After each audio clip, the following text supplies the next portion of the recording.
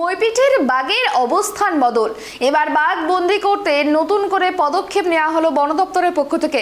ঠিক কি ব্যবস্থা গ্রহণ করা হয়েছে বন দপ্তরের পক্ষ থেকে আমরা কথা বলে আমাদের সঙ্গে টেলিফোন লাইনে রয়েছে প্রতিনিধি গোপাল।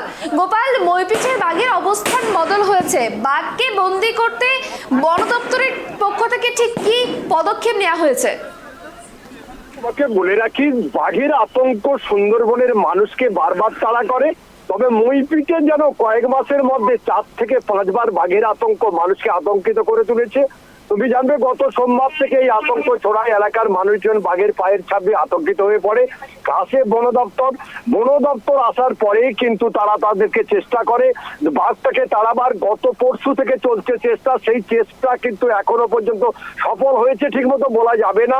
তবে ইতিমধ্যে বাঘে খাঁচা বসানো দেওয়া হয়েছে ছাগলের টোপ, বম বাস্টিং করা হচ্ছে যাতে বাঘ পাশের যে জঙ্গল রয়েছে আজমলবাড়ি জঙ্গল সেখানে ফিরে যায়। তবে ইতিমধ্যে একটি খবর উঠে আসছে বন দপ্তর বেসরকারি সূত্রে, তুমি বলতে পারো এখনো বন দপ্তর ঠিক মতো কথা বলতে চায়নি। দুপুরের মধ্যে তারা যে ডিএফও নিশো গোস্বামী আছেন তিনি সাংবাদিক বৈঠক করবেন।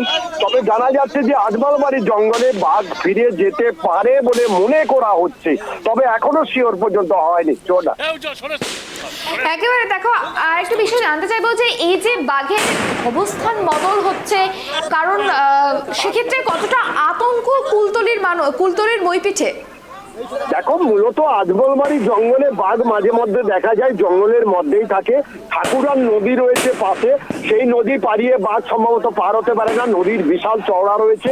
কিন্তু এখন দেখা যাচ্ছে আজমলবাড়ির জঙ্গল থেকে মইপুর জঙ্গল থেকে বৈকুণ্ঠপুর জঙ্গল, বিভিন্ন এই যে দুটি জঙ্গল পাশাপাশি থাকার কারণে কিন্তু বন দপ্তর হিমশিম খাচ্ছে, বাঘের নাগাল পাচ্ছে না। কারণ একটা জঙ্গল থেকে একটা জঙ্গলের দূরত্ব মাত্র 1/2 কিলোমিটার, মাঝখানে একটা ছোট্ট নদী রয়েছে আর নাসি নদী, সেই নদীকে পাড়িয়ে এপার ওপার হচ্ছে। তাই ইতিমধ্যে ঘিরে দেওয়া হয়েছে 3 দিক, যদি পাড়িয়ে যায় একমাত্র আজমলবাড়ি জঙ্গলে বাঘটি ফিরে যেতে পারবে।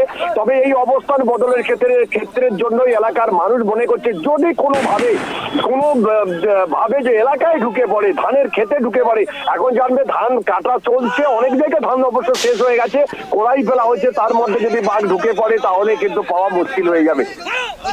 বেশ, অনেক ধন্যবাদ আমাদের সঙ্গে থাকার জন্য।